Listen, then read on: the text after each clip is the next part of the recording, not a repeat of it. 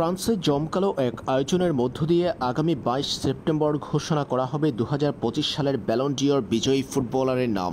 গত ব্যালন ডিওরে ভিনিসিয়াস জুনিয়রকে ব্যালন ডিওর ট্রফি না দেওয়ায় এই অনুষ্ঠান বয়কট করেছিল রিয়াল মাদ্রিদ। সেই ধারাবাহিকতায় ২০২৫ সালের ব্যালন ডিওরও বয়কট করছে স্পেনের ক্লাবটি।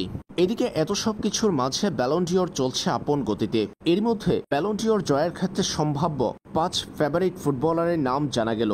মৌসুম জুড়ে দুর্দান্ত পারফর্ম করা ৫ ফুটবলারের মধ্য থেকে যে কোনো একজনকে দেয়া হবে ব্যালন ডিওর ট্রফি। সেরা ফুটবলারদের তালিকায় পঞ্চম স্থানে আছেন লিভারপুলের মোহাম্মদ সালাহ। প্রিমিয়ার লিগ জিতেছেন মৌসুমে। ২০২৪-২৫ মৌসুমে মিশরের এই তারকা ৩৬ গোল করার পাশাপাশি ২৪ গোলে অ্যাসিস্ট করেছেন।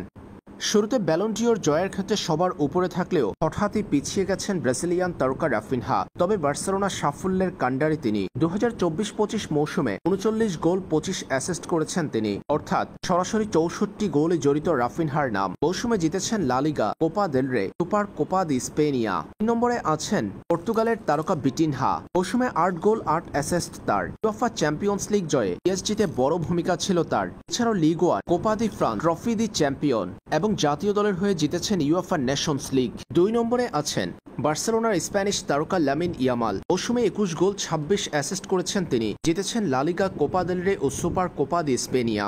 ১ নম্বরে আছেন ওসমান দেমবেলে। ২০২৪-২৫ মৌসুমে পিএসজির ইউএফা চ্যাম্পিয়ন্স লিগ জয়ে বড় ভূমিকা ছিল ফরাসি তারকার। মৌসুমে ৩৭ গোল ১৬ অ্যাসিস্ট করেছেন ওসমান দেমবেলে। জিতেছেন Champions League, League One, Coupe de France এবং ট্রফি দি চ্যাম্পিয়ন। অনেক ফুটবল বিশ্লেষকের মতে এবারের ব্যালন ডিওর ট্রফি তাই উঠতে যাচ্ছে ফরাসি তারকা ওসমান দেমবেলের হাতে। পিছিয়ে গেছেন ব্রাজিলিয়ান তারকা রাফিনহা, স্প্যানিশ তারকা লামিন ইয়ামাল।